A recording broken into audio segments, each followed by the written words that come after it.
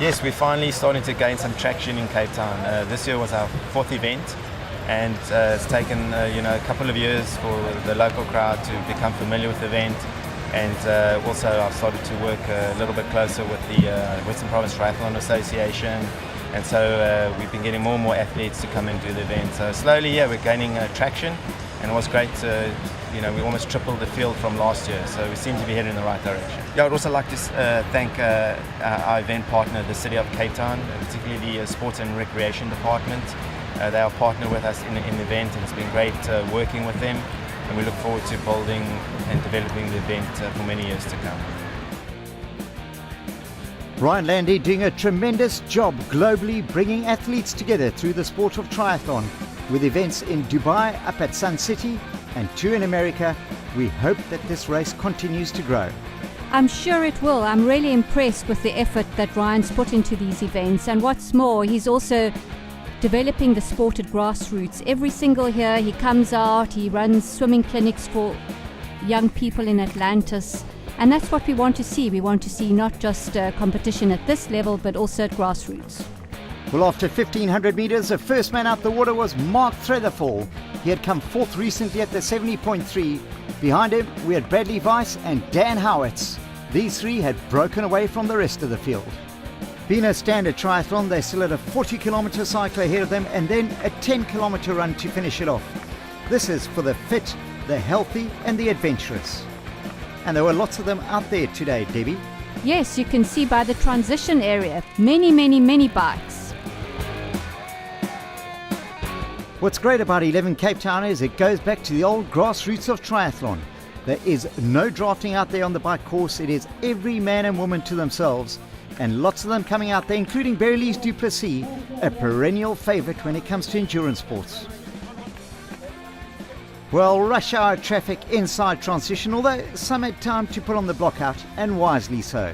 It was already 35 degrees.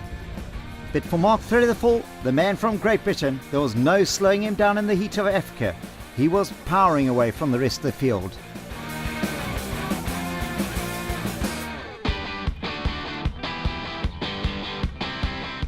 Second place in the men, Bradley Weiss was really holding on to that position and showing incredible form by this young man from Cape Town.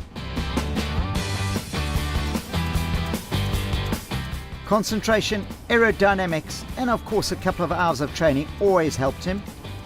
Diane McEwen, ex-Great Britain cyclist now living in this country, was really pushing all the other women behind her further and further away. What makes triathlon such a wonderful sport is that it really gives you an all-body workout, from swimming to cycling to running, and Debbie, it really is exploding in this country. Yes, it is. I think it's not just the standard distance event, but also the long distance events, the cross triathlon events, and then of course there's duathlon for those who can't swim. And what is really gratifying to see, especially in the Cape, is that lots of schools are now adopting it as part of their sporting curriculum. So well done, carry on doing that. Thank you, we will do. We intend getting it into many more schools across the country. Dan Howitz had moved into second place after a spectacular cycle leg, and in third was Bradley Weiss. Looking incredibly relaxed considering what he had already done, Mark was just running away from the opposition, and he had clearly enjoyed his training sessions in the sunny climate of our country. With the scenic backdrop of Robben Island behind him, amazingly enough, this young man was showing no signs of fatigue of the recent half Ironman.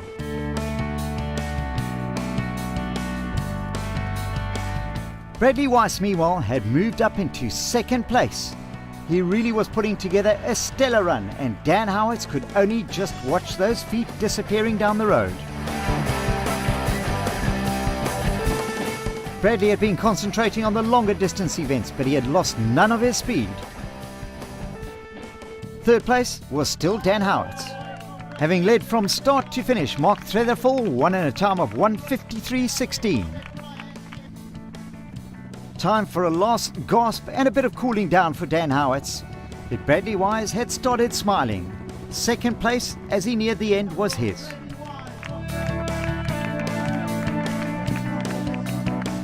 Third place going to Dan Howitz, but out on the course there were still scores of men and women going for their own personal triumph.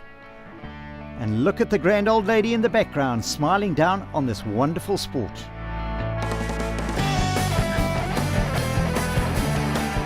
In the ladies, Diane McEwen had it all her own way, finishing in the top 15 of the men.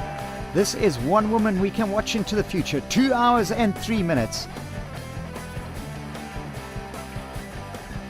In second place, all the way from Germany, Katrin Walter was showing that the Germans do love the African sun.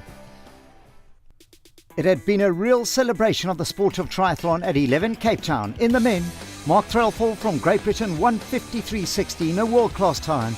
In our ladies, equally as impressive, Diane McEwen, 2 hours and 3 minutes.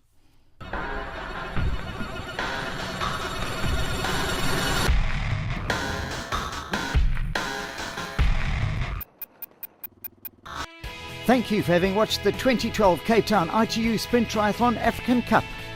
And 11 Cape Town incorporating the South African Sprint Championships, proudly brought to you by Triathlon SA and the National Lottery.